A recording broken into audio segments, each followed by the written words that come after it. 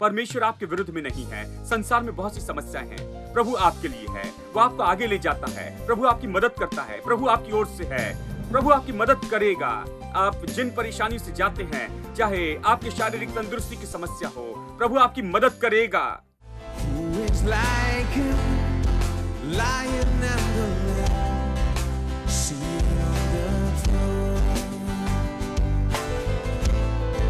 Mountains bow down, every ocean roars to the Lord of hosts. Praise Adonai, from the rising of the sun till the end of every day.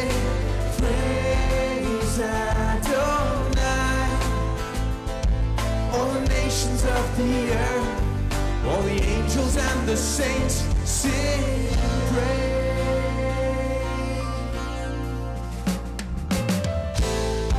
Who is like him, the Lion and the Lamb, seated on the throne? Mountains bow down, every ocean roars to the Lord of Praise Adonai, from the rising of the sun till the end of every day.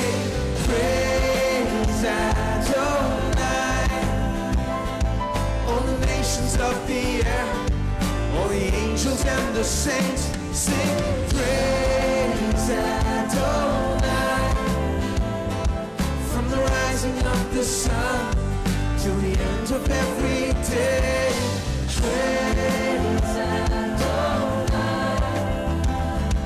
all the nations of the earth, all the angels and the saints sing praise.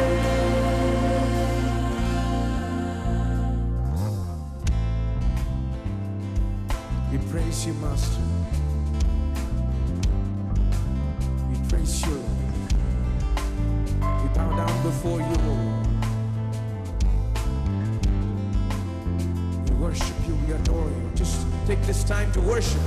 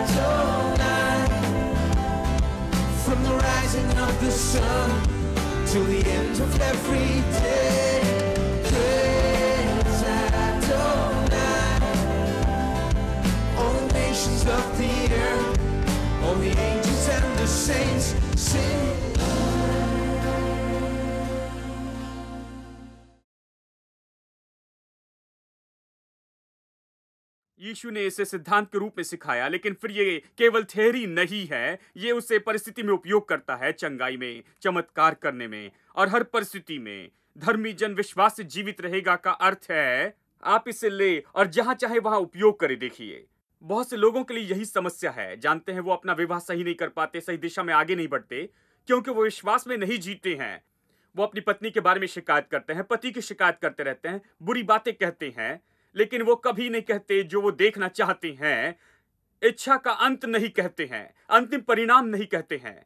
अंतिम परिणाम विश्वास यही तो कहता है। विश्वास ये नहीं कहता कि वहां क्या है, विश्वास हमेशा देखता है कि वहां क्या होगा विश्वास के परिणाम में, और उसे कहता है जब आप इसे कहेंगे तो उसे पाएंगे। अब मैं कुछ लोगों से कहता हूं, आपको जो कहना था आपने कह दिया, इसलिए अब ये हुआ है, कम से कम अब जो मैं कह रहा हूं उसे कहना शुरू करो। यदि किसी में काफी समझ है तो आप इसकी कोशिश करेंगे। जैसे लोग एलोपैथी और होम्योपैथी लेते हैं, संसार की हर पैथी, और फिर अंत में कोई उन्हें दवाइयां मिलाकर उन्हें देता है तो वो कहते हैं मैंने हर एक कोशिश की है, चलो इसे भी लेता हूं। मैंने कहा आपने सबकी कोशिश कर ली, जानते हैं आपने उसे मारने की कोशिश की, आप आप उस पर चिल्लाए, आप उस पर चीखने लगे हैं, सब कुछ कोशिश की, अंत में इसकी कोशिश कर लो। यह विश्वास है। मैं विश्वास सिखा रहा हूं, यदि आप इसकी कोशिश करें तो आप पाएंगे कि यह काम करता है, क्योंकि केवल कोशिश करने पर यह काम करेगा। केवल जब आप इस पर क्रिया करेंगे तो यह काम करेगा। आपको इसे बैंक में ले जाना है, कैश करना है। यह चेक है, इसे कैश करना होगा। हेलो, स्पर्जन ने कहा। एक बहन ने इसे फ्रेम किया और इसे दीवार पर रख दिया। उसे पता नहीं था कि क्या है, किसी धनी ने उन्हें दिया था तो उसे दीवार पर लटका दिया, सोचते हुए कि ये उन्हें सर्टिफिकेट दिया है। बहुत से लोग ऐसे हैं जो बड़ी बाइबल लेकर उसे शेल्फ में रखते हैं, हर दिन उसे चूमते हैं और भीतर आते जाते पहले देखना चाहते हैं, जैसे वो दरवाजे से भीतर आते हैं, सोचते ये उनके लिए कुछ करेगा। लेकिन आपको इसे कैश करना होगा दोस्तों, आपको विश्वास करके चलना होगा। यह विश्वास का सिद्धांत है, यह असली जीवन का सिद्धांत है। आप इसका उपयोग कर सकते हैं जीवन के हर एक क्षेत्र में, और जितना उपयोग करते उतनी वास्तविकता देखेंगे इसकी। विश्वास तो केवल यही है कि शब्दों से आप दृश्य को बदल सकते हैं और अदृश्य को आकार दे सकते हैं। क्या आप चाहते हैं कि आपका परिवार कैसा हो? आप अपना विवाह कैसे देखना चाहते हैं? आप अदृश्य को आकार दे सकते हैं वचन कहने से। आप जो देख सकते हैं उसे बदल सकते हैं वचन कहने से। विश्वास यही कहता है। मैं यही बताने की कोशिश कर रहा हूं। आप यहां लहू बहने वाली स्त्री की कहानी को देखें, क्योंकि मैंने इसे पिछली बार बताया था, लेकिन कुछ बातें होगी जो मुझे यहां बतानी होगी। चलिए इसे हम फिर से देखते हैं। ये इसी अध्याय में है। यीशु इस याईर नाम के व्यक्ति से मिलता है और कहता है मैं तेरे साथ आऊंगा। फिर वचन 25, एक स्त्री थी जिसको 12 वर्ष से लहू बहने का रोग था। उसने बहुत वैद्यों से बड़ा दुख उठाया और अपना सारा माल व्यय करने पर भी उससे कुछ लाभ न हुआ, परंतु और भी रोगी हो गई। हम बुरे होने की प्रतिमा के बारे में कह रहे हैं, वो यहां है। जब आप बाइबल पढ़ते हैं तो ये वास्तविकता होता है। 12 साल से वो बीमार थी, 12 साल से उसे लहू बहने की बीमारी थी। उन दिनों में लहू बहने वाली स्त्री सामान्य मानी नहीं जाती थी। जानते हैं, सब लोग जानते थे, सब लोग के बीच में नहीं आ सकती थी, वो किसी के साथ मिल नहीं सकती थी। यहाँ तक घर में एक कोने में उसे रहना पड़ता था और कई बार बाहर किसी क्वार्टर में, जानते हैं, उसे अछूत जैसे रखा जाता था। ये भयानक बात थी। 12 साल से वो ऐसी थी, कोड़ी के जैसे ही उससे इस तरह व्यवहार किया जाता था। आप इसे समझ सकते हैं यदि आप इसकी परंपरा के बारे में समझते हैं कि इस बीमारी के बारे में क्या कहते थे, कि समझ सके कि वो किससे जा रही थी 12 साल तक। कोई आश्चर्य नहीं कि वो हर डॉक्टर के पास गई होगी और सारा पैसा हॉस्पिटल और डॉक्टर पर खर्च कर दिया होगा। जानते हैं, उससे कोई मदद नहीं हुई। डॉक्टर कई बार हमारी मदद करते हैं, अच्छे हैं, लेकिन कई चीजों में वो कुछ मदद नहीं कर सकते, ये उनकी पहुंच से बाहर है। तो वो हर जगह गई और इन दिनों में इसे रोकने के लिए कुछ नहीं किया जा सकता था और अंत में उसका सारा पैसा खर्च हो गया। ऐसे लगता था कि उसके पास में कुछ पैसा होगा इस वचन से, लेकिन अब ज्यादा नहीं था, सब चला गया। और फिर ये कहता है कि वो बेहतर नहीं हुई लेकिन बुरी होती गई। सब लोग कहे बेहतर नहीं, बीमार होती गई। ये बहुत महत्वपूर्ण है। मैंने वचनों को देखा, सावधानी से, अच्छे से देखा। बेहतर नहीं लेकिन बुरी होती गई। बहुत से लोग, चाहे बीमारी हो या दूसरी परिस्थिति हो, वो इस तरह की परिस्थिति में होते हैं। 12 साल से बेहतर नहीं हुए और बुरे होते गए। यदि 12 साल तक आप इसके बारे में सोचते रहे, 12 साल तक इसमें से जा रहे हैं, तो ये आप में एक ऐसी प्रतिमा रखेगा कि आप खुद को ऐसे व्यक्ति के रूप में देखेंगे जिसके लिए कुछ बेहतर नहीं लेकिन बुरा होता है। आप बुरा होने वाले व्यक्ति होते हैं। आप पिछले साल जो थे उससे बुरे हैं। आप 10 साल पहले जो थे उससे बुरे हैं। ये बुरा और बदतर होते जा रहा है। इस तरह की प्रतिमा भीतर समा जाती है। जब ये प्रतिमा भीतर होती है तो भयानक होता है। यदि 12 साल से प्रतिमा वहां स्थापित की गई है तो आप खुद को इस तरह से देखते हैं, वो आपके जीवन में वास्तविकता हो जाता है। आप उस प्रतिमा में जीने लगते हैं और उस प्रतिमा जैसे जीते हैं जैसे अंदर है। इसलिए आपको प्रभु के वचन में आना चाहिए, क्योंकि प्रभु का वचन आपको अलग तरह की प्रतिमा देता है। देखिए, बहुत से लोग 20-30 साल से चर्च में जाते हैं और उनमें अभी भी गलत प्रतिमा है। वो कौन है इसकी गलत प्रतिमा, और वो कौन है और उनके लिए क्या संभव है। वो कुछ समस्या का सामना करते हैं, जरूरत और कुछ मुश्किलों का सामना करते, लेकिन इस क्रिया में देखिए क्या हुआ है, उनकी प्रतिमा बदल गई है। वो खुद को असफलता के चित्र के रूप में देखते हैं। कहते हैं मैंने जो भी कोशिश की असफल ही रहा। एक बहन एक बार अपने बेटे को मेरे पास में लाई। कई साल पहले जब चर्च शुरू किया था, उसने कहा, जानते मेरा बेटा, मैं चाहती हूं कि आप इसके लिए प्रार्थना कीजिए, क्योंकि ये जो भी करता है कुछ काम नहीं करता। मैंने कहा मेरी प्रार्थना के पहले आपको अपना बोलने का तरीका बदलना होगा। जानते हैं ये काम नहीं करेगा। आप इसे हर जगह लेकर जाती है, ये जो भी करता है काम नहीं करता। आप इस सभा से दूसरी सभा में ले जाते हैं, जो भी ये करता है कुछ काम नहीं करता। जो भी ये करता है कुछ काम नहीं करता। पिछले 15 साल से जो भी करता काम नहीं करता। इस लड़के ने इसे 1000 बार सुना है। मैं जानता हूं सुबह से शाम तक मां से सुनते रहता और वो उसे मारता है। अब उसमें ये चित्र है। जानते वो इस तरह खड़े रहता है जब मां कहती है। मैं बता सकता हूं ये चित्र उसमें प्रिंट हो चुका है। वो उस समय उससे प्रिंट करती जाती है उसके दिल में और निश्चित करती है कि वो उसे छोड़ कर न जाए। वो उसे कब छोड़ेगी? जब कोई कुछ अलग कहने लगता है, वो जो कह रही उससे।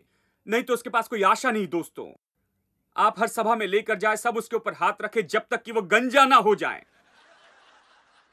कुछ भी काम नहीं करेगा। देखिए, कुछ लोग सोचते हैं कोई प्रार्थना करेगा तो कुछ होगा। जानते हैं बहुत सी चीजें मुंह के स्तर पर सही होनी चाहिए, विश्वास के स्तर पर। हम विश्वासी सोचते हैं कि सब कुछ सही हो सकता है प्रार्थना के स्तर पर, लेकिन प्रार्थना भी विश्वास से की जाती है मेरे दोस्तों, नहीं तो यह काम नहीं करेगी।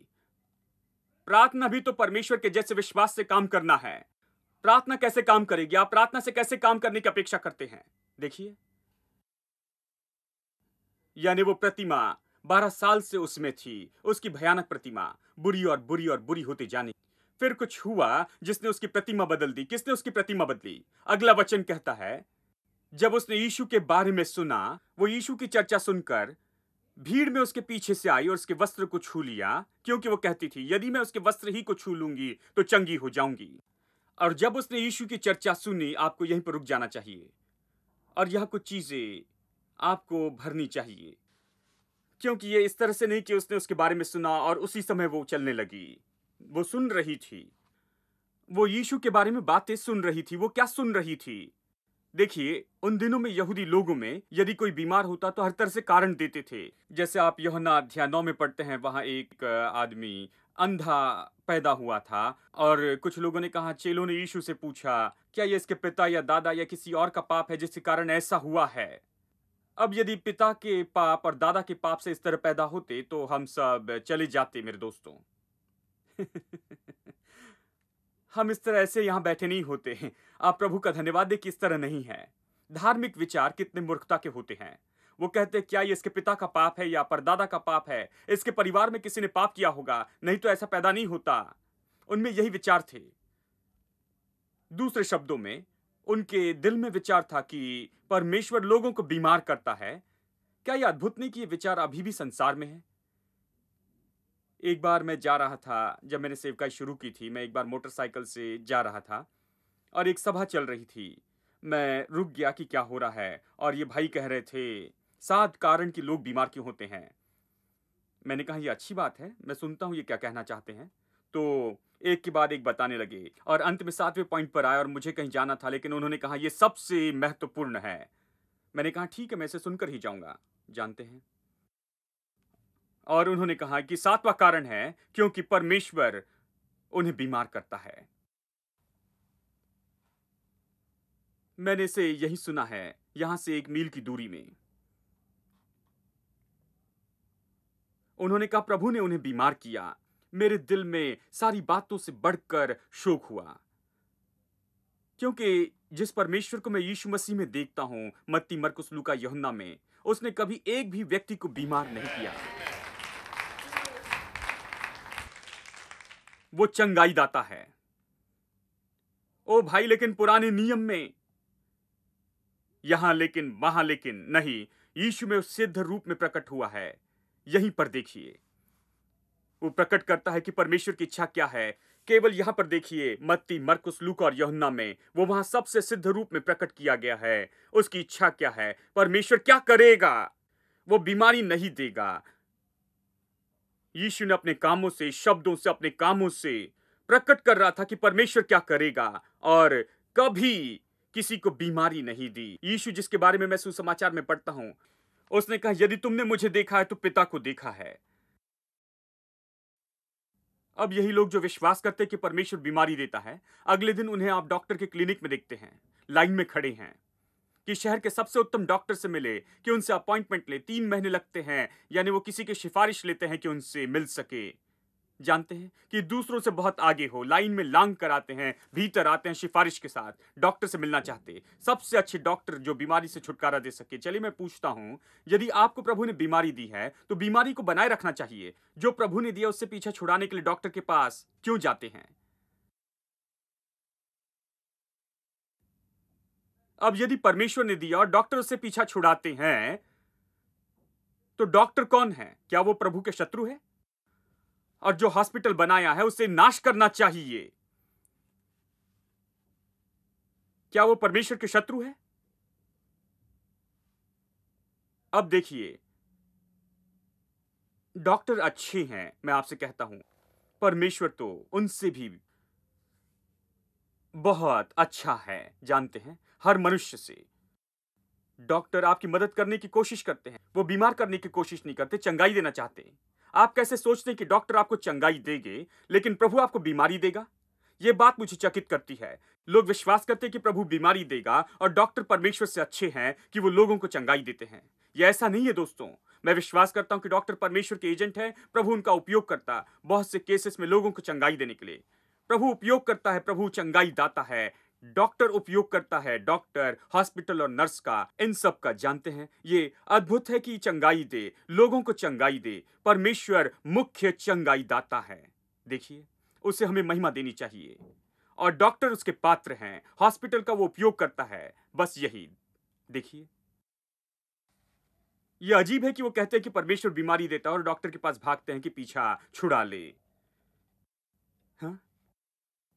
इसके बारे में सोचिए, खुद इसका कारण सोचिए। देखिए, आप क्या विश्वास करते हैं?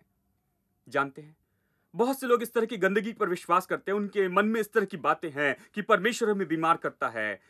यदि परमेश्वर ने आपको बीमार किया, जैसे एक भाई ने कहा, परमेश्वर ने अपने प्रेम के चिन्ह के रूप में मुझे बीमारी दी है, यदि ये उसके प्रेम का चिन्ह है तो अच्छा है कि आप बहुत से चिन्ह ले, क्योंकि इसका अर्थ होगा कि वो आपसे इतना ज्यादा प्यार करता है। यह गलत है। देखिए, इस तरह सोचना गलत है। इस संसार में पाप आया, उसके परिणाम में हर तरह की समस्या इस संसार में आई। कैसे कोई व्यक्ति बीमार होता है? आप 1000 तरीके से बीमार हो सकते हैं, केवल 7 तरीके नहीं, 70 तरीके नहीं, 700 नहीं, 7000 तरीके हैं कि बीमार हो जाए। आप ज्यादा खाने से बीमार हो सकते हैं, बहुत कम खाने से बीमार हो सकते हैं। जानते हैं, देखिए, केवल 1 गिलास पानी पीने से भी बीमार हो सकते हैं। इसलिए उसने कहा, मैं तुम्हारे अन्न जल पर आशीष दूंगा। वो जानता है पानी में क्या है। वो कहता है, उसे आशीष देकर उसमें से बीमारी दूर करूंगा। वो कहता है, देखिए, यानी देखिए, आप बहुत तरीके से बीमार हो सकते हैं इस संसार में, गिरे हुए संसार में, इस गिरी हुई दशा में बीमारी आकर लोगों को पकड़ती है हजारों तरीके से। आप इसके बारे में कहिए, मैं सहमत हूं। हाँ, इस संसार में बीमारियां हैं, हर जगह पर आप देख सकते हैं और ये बहुत तरीके से आती है। हाँ, लेकिन ये नहीं कहना कि प्रभु इसे भेजता है। परमेश्वर ने कभी संसार को बीमारी के साथ नहीं बनाया। परमेश्वर बीमारी का लेखक नहीं है। परमेश्वर की इच्छा नहीं है ये। बीमारी कभी परमेश्वर की इच्छा नहीं थी। हेलो, सब लोग शांत हो गए हैं, लेकिन ये सत्य है। देखिए, चंगाई प्रभु की इच्छा है। मैं इस पर विश्वास करता हूं, इस पर मजबूती से विश्वास करता कि चंगाई प्रभु की इच्छा है, क्योंकि यीशु, जो परमेश्वर यीशु में प्रकट हुआ है, वो ये प्रकट करता है कि जब उसने यीशु के बारे में सुना, उसने यीशु के बारे में क्या सुना? ये अलग तरह का प्रचारक था। यहूदी लोग उससे कहा करते थे कि परमेश्वर ने तुम्हें बीमार किया, या तुमने पाप किया इसलिए तुम ऐसी हो, तुमने कुछ गलत किया होगा इसलिए इस दशा में रह रही हो। ये तो यहूदियों में भयानक बात थी। उन दिनों में वो इस तरह विश्वास करते थे। मैं निश्चित हूं कि बहुत से लोगों ने उससे कहा होगा, उसे सहमत करने की कोशिश की होगी कि प्रभु ने दिया। जानते हैं, लेकिन फिर उसने यीशु के बारे में सुना। यह कितनी अद्भुत बात है। यहां पर यह अलग व्यक्ति था। उसने सुना था कि कैसे करुणा से उन लोगों पर जो बीमार थे, वो कैसे उन्हें चंगा करना चाहता था। हर कोई जो उसके पास आता था वो चंगे हुए, और कैसे उसके पास इतनी सामर्थ्य कि लोगों को चंगाई दे, कि वो उन्हें कहता कि बिस्तर उठाकर चलो और वो चलते थे। वो उनके हाथ बढ़ाने के लिए कहता, हाथ बढ़ाते थे। और अंधे देखते, लंगड़े चलते, कोढ़ी चंगे होते, यहां तक कि मुर्दे जिंदा हुए। और ये सारी बातें उसने सुनी होगी जो यीशु ने किए थे। और जब उसने सुना तो उसके दिल में विश्वास आया।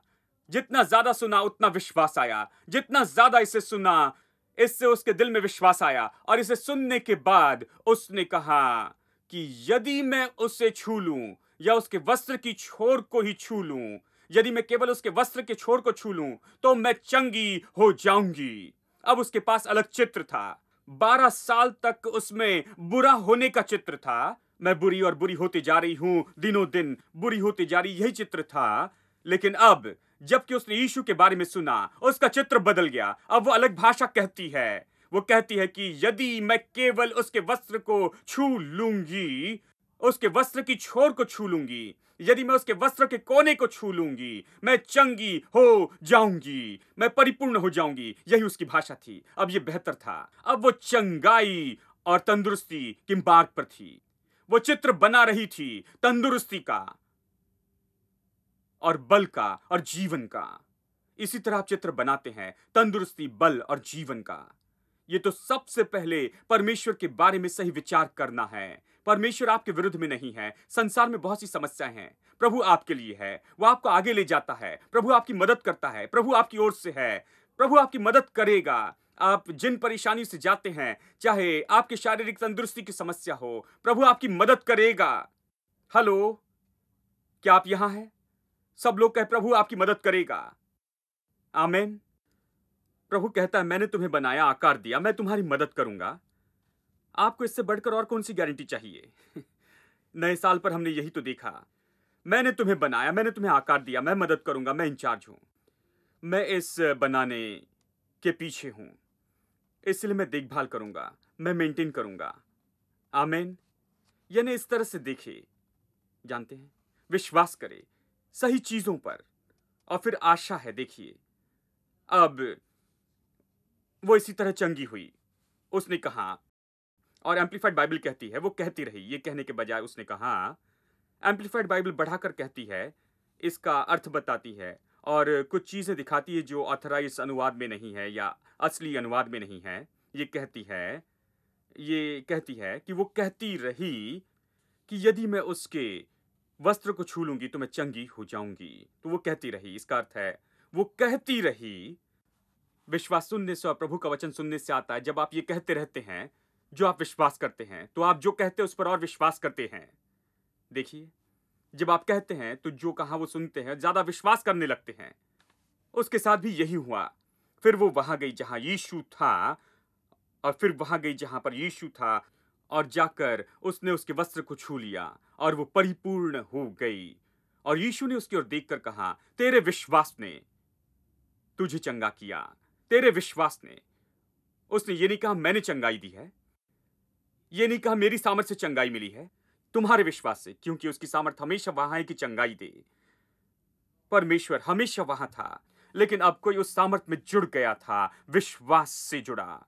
कोई जो विश्वास करते हुए आया, किसी ने निर्णय लिया था, यहां तक कि जब वो घर से निकली उसने अपने दिल को सहमत कर लिया था इस तरह से कि यदि वो वस्त्र को छू लेगी तो चंगी हो जाएगी।